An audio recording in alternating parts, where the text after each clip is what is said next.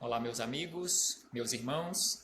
Aqui estamos chegando mais uma vez para mais um momento de estudos, mais um momento de reflexões do Evangelho de Jesus à luz da doutrina espírita. E por isso, mais uma vez, damos graças a Deus, agradecemos a Deus, nosso Pai, de infinita bondade e amor, em especial pelo dom da vida.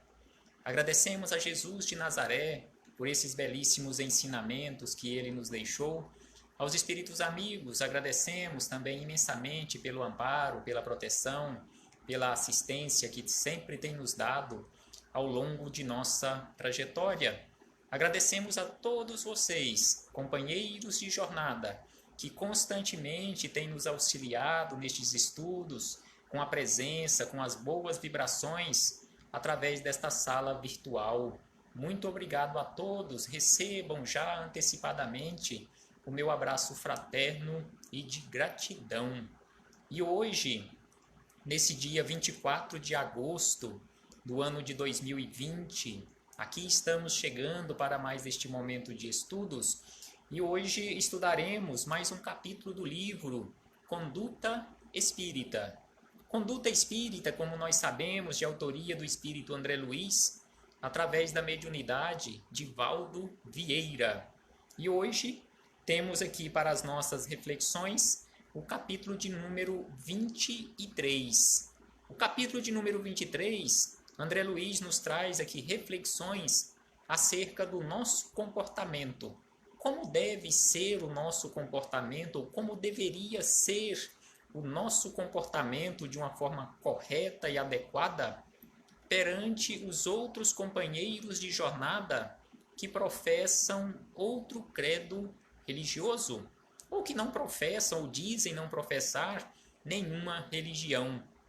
Então aqui nos diz André Luiz, perante os profitentes de outras religiões. Então aqui ele começa nos dizendo o seguinte, que nós precisamos nos esforçar ao máximo para estimar e reverenciar os irmãos de outros credos religiosos. Prestemos atenção aqui nos dois verbos que André Luiz utiliza: estimar, ou seja, nutrirmos estima, e também reverenciar os nossos companheiros de jornada que professam um outro credo religioso. E aí ele nos diz que o sarcasmo não edifica.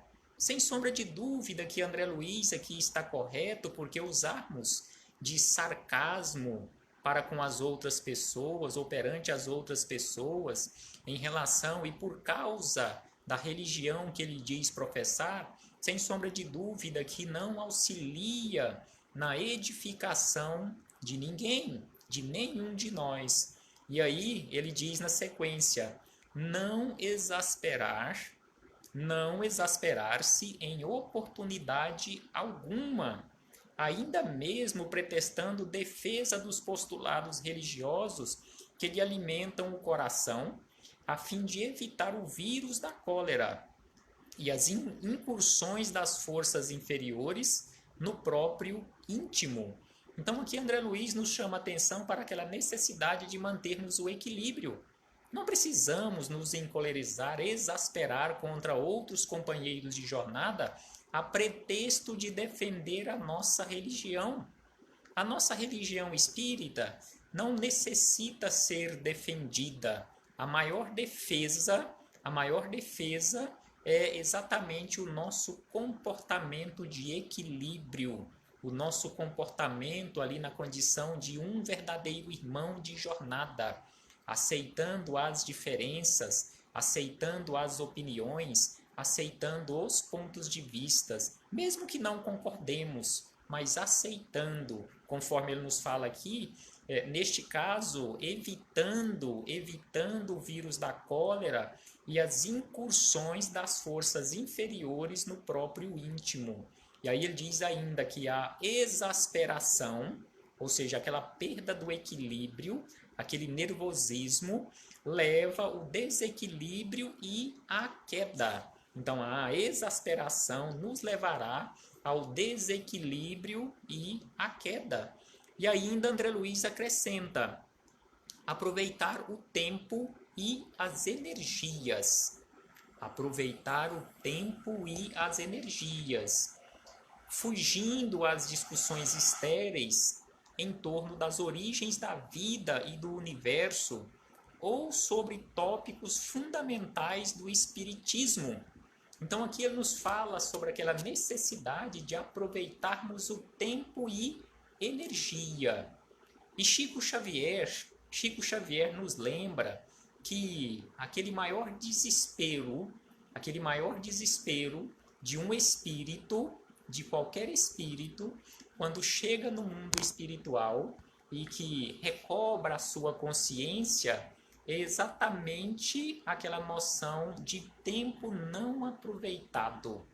Não de tempo perdido, porque não perdemos o tempo, porque o tempo não é nosso, o tempo é de Deus, exatamente isto que André Luiz nos fala, que é aproveitar o tempo e as energias, porque tempo e energias são preciosíssimos. Não podemos deixar de aproveitar da melhor maneira possível este patrimônio inalienável, porque não é nosso, ele é de Deus, o tempo, aproveitar da melhor maneira possível, e também as nossas energias. Não desperdicemos as nossas energias com discussões estéreis acerca da origem da vida e também do universo. Sabemos que tudo provém de Deus, que tudo tem sua origem nesse manancial inesgotável que é Deus. E aí ele diz que espíritos existem que se esforçam para não crer em sua própria existência. Então, conforme ele nos fala aqui, se existem tantos espíritos que se esforçam para não crer na sua própria existência, por que desperdiçar? Por que não aproveitar o tempo? Ou seja, por que desperdiçar esse tempo e energias com discussões estéreis, com estes companheiros de jornada sobre a questão da vida, sobre o sentido da vida, sobre a existência de Deus, ou defendendo a existência de Deus, se eles se esforçam em não acreditar na sua própria existência? E como nós sabemos, nós não precisamos defender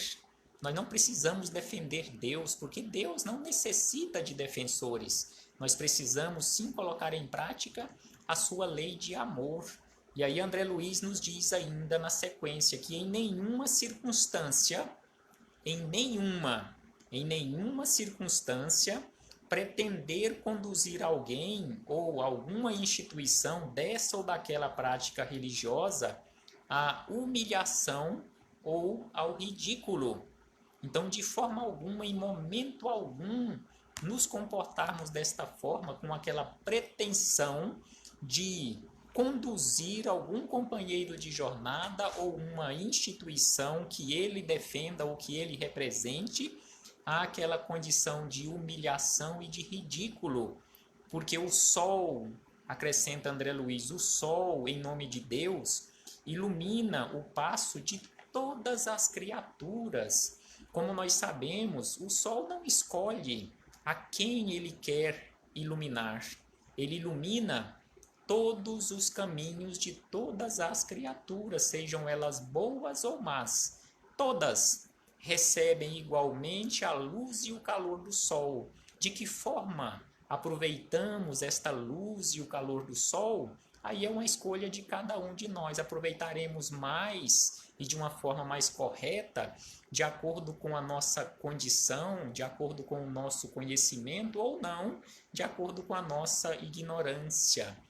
E aí André Luiz acrescenta da seguinte maneira: suportar construtivamente as manifestações constantes de cultos exóticos e estranhos à simplicidade e pureza do espiritismo, oferecendo tanto quanto possível auxílio e cooperação, sem pretensiosas exigências aos companheiros que a tais cultos se prendem. Então aqui André Luiz nos chama a atenção para aquela necessidade de suportarmos construtivamente a toda e qualquer manifestação constante de cultos cultos estranhos à simplicidade da pureza do Espiritismo. Não criticar, não apontar o dedo, não condenar o comportamento de outros irmãos de jornada em relação à crença que ele professa, em dizer que está certo ou que está errado. Não, de forma alguma. Façamos a nossa parte. E aí aqui nós abrimos um parêntese para lembrarmos Emmanuel. Emmanuel, lá no livro O Consolador, mais uma vez citando o livro O Consolador nas nossas reflexões, a questão de número 353, já que aqui André Luiz nos fala sobre os cultos estranhos à simplicidade do Espiritismo e principalmente o auxílio e cooperação a esses outros cultos e crenças. Então, na questão 353 do livro O Consolador, Emmanuel foi questionado da seguinte maneira: o Espiritismo veio ao mundo para substituir as outras crenças? Ou seja, o Espiritismo veio ao mundo com esta finalidade de substituir todas as outras religiões, todas as outras crenças? E aí Emmanuel começa dizendo, lembrando o seguinte, que o Consolador, ou seja, o Espiritismo, como Jesus, terá de afirmar igualmente: eu não vim destruir a lei. Assim disse Jesus lá no início da sua trajetória, lá no início da sua tarefa messiânica aqui na Terra: eu não vim destruir a lei. Assim precisa também o Espiritismo afirmar, ou nós afirmarmos em nome do Espiritismo, que o Espiritismo não veio destruir nenhuma religião. E aí acrescenta Emmanuel que o Espiritismo não pode guardar a pretensão de exterminar as outras crenças. A missão do Consolador ou a missão do Espiritismo tem que se verificar junto das almas. Então o Espiritismo tem esta missão junto das almas, esclarecendo o erro religioso e ainda, onde quer que se encontre, e revelando a verdadeira luz pelos atos e pelos sentimentos. Então, o Espiritismo, conforme nós encontramos também em questões de O Livro dos Espíritos, ele está aqui na Terra como o mais potente auxiliar das religiões. Independentemente da religião, o Espiritismo está aqui para auxiliar a todos e a todas. E aí fechamos este parêntese aqui com Emmanuel para retornarmos às palavras de André Luiz. E André Luiz nos diz que muitos irmãos distantes serão, em futuro próximo, excelentes cultores da doutrina espírita. Então aqui ele nos lembra exatamente aquela necessidade de não criticarmos os outros companheiros de jornada, porque num futuro bem próximo, estes que se encontram hoje criticando a doutrina espírita ou contra a doutrina espírita, num futuro bem próximo, serão excelentes cultores da doutrina espírita, excelentes divulgadores da doutrina espírita. Nós assim também já nos comportamos em um passado não muito distante. Então ele diz na sequência o seguinte, que a título de preservar o corpo doutrinário do Espiritismo ou de defender a verdade, não faltar com a compreensão espírita cristã, nem agarrar-se a conceituações radicais e inamovíveis. Então, não podemos de forma alguma pretextar ou usar como pretexto preservar o corpo doutrinário do Espiritismo ou de defender a verdade e faltando com a compreensão cristã em relação aos nossos companheiros de jornada. E aí ele diz que quando apaixonado e desmedido, o zelo obscurece a razão. Quando apaixonado e desmedido, o zelo obscurece a razão. Então precisamos usar com equilíbrio o nosso raciocínio, a nossa defesa em relação àquilo que nós achamos ou que defendemos ser a verdade, porque cada um de nós somos detentores de uma minúscula parte desta verdade. O Espiritismo não é a verdade final, não é o detentor da verdade, trouxe mais uma partícula desta verdade. Então ele diz na sequência ainda: sistematicamente não impor ou forçar a transformação religiosa dos irmãos alheios à fé que lhe consola o coração. Não impor e não forçar a transformação religiosa ou a mudança de religião, como se diz no linguajar popular, a conversão de um companheiro de uma outra crença para a nossa fé, para a nossa religião. E ele diz que toda imposição em matéria religiosa revela fanatismo. Então, toda imposição, sem sombra de dúvida, que revela fanatismo. Igual o nosso companheiro Eudes está falando aqui, lá de Trindade. E quem poderá dizer que não teremos outra religião em uma próxima reencarnação? Não podemos criticar nenhuma profissão de fé, sem sombra de dúvida. Sem sombra de dúvida que está correta esta reflexão do nosso companheiro Eudes, porque quem garante que numa próxima existência, numa próxima reencarnação aqui na Terra ou em outros mundos, nós não estaremos exatamente sobre a bandeira daquela fé que hoje nós criticamos.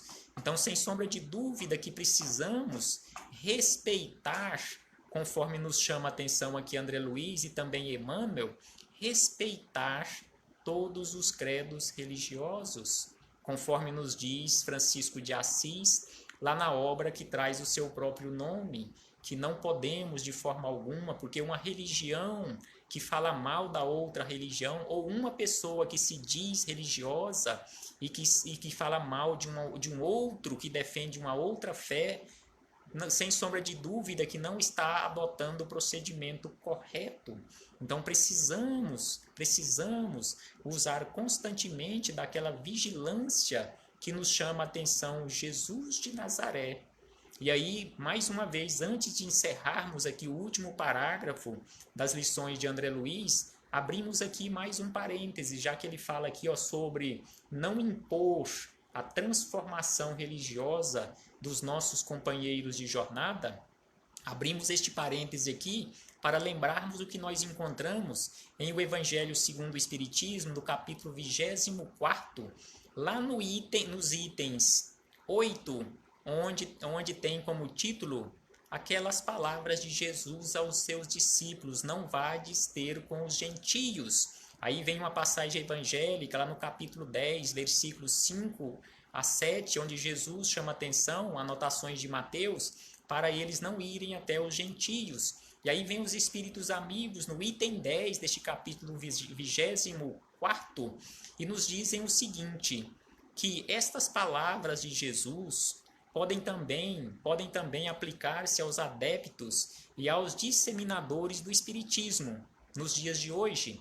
Os incrédulos sistemáticos, os zombadores obstinados, os adversários interessados, são para eles o que eram os gentios para os apóstolos. E aí eles acrescentam que, pois, a exemplo destes, procurem primeiramente fazer prosélitos entre os de boa vontade, entre os que desejam luz, nos quais um germe fecundo se encontra e cujo número é grande, sem perderem tempo com os que não querem ver nem ouvir, e tanto mais resistem por orgulho, quanto maior for a importância que se pareça ligar à sua conversão. Então aqui os espíritos amigos nos chamam a atenção para isto. E aí eles dizem ainda que mais vale abrir os olhos a 100 cegos que desejam ver claro, do que um só que se compraza na treva. Então, igual André Luiz começa dizendo aqui nas suas lições, para não desperdiçarmos tempo e energia, ou aproveitarmos o tempo e a energia para, digamos assim, a nossa transformação e auxiliar a abrir os olhos daqueles cegos que desejam ver a luz, assim como Bartimeu, quando Jesus o questionou, aquele cego Bartimeu, quando Jesus questionou a ele, o que queres que eu faça? E ele simplesmente responde a Jesus, que eu veja.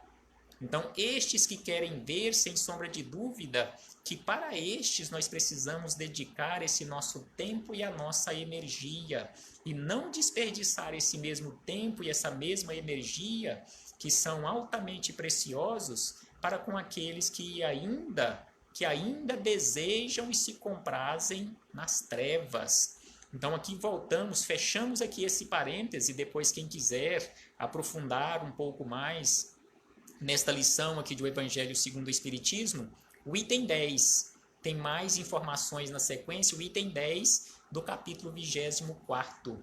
E aí, encerrando aqui as palavras de André Luiz, ele diz: silenciar todo impulso a polêmicas com irmãos aprisionados a caprichos de natureza religiosa. Silenciar todo impulso a polêmicas com irmãos aprisionados a caprichos de natureza religiosa. Até mesmo dentro aqui do Espiritismo, dentro do nosso círculo religioso, quando os companheiros levantam aquelas questões emblemáticas e ficam discutindo naquelas discussões intermináveis e infrutíferas, ou seja, não percamos tempo com isso, não desperdicemos o nosso tempo e a nossa energia. E ele diz, encerrando, discussão em bases de ironia e azedume é pancadaria mental. Então, discussão em bases de ironia e azedume é pancadaria mental. E aí ele encerra aqui no rodapé da sua mensagem com palavras de Tiago, lá na Epístola de Tiago, no capítulo 5, o versículo 9, onde Tiago nos chama a atenção para o seguinte: irmãos, não vos queixeis uns contra os outros, para que não sejais condenados. Então aqui Tiago nos chama a atenção para isso, para nós não nos queixarmos uns contra os outros, para não sermos condenados. Reflitamos sobre isto, meus irmãos, em relação ao nosso comportamento perante os nossos companheiros de jornada, sejam profitentes de outras religiões e até mesmo e principalmente profitentes da nossa religião, da religião que dizemos professar o nosso credo religioso, que em muitas situações nós também os criticamos pelo seu comportamento, assim como outros nos criticam por causa do nosso comportamento. Então, que possamos refletir e levar em consideração estas palavras de Tiago, para nós não criticarmos uns aos outros, para não sermos condenados. Paz aos nossos corações e até breve, meus irmãos, até muito breve, quando nos reuniremos mais uma vez aqui nesta sala virtual para darmos continuidade às nossas reflexões. E, acima de tudo, arregacemos as mangas e coloquemos mãos à obra. Jesus conosco sempre e nós com Jesus. Paz aos nossos corações.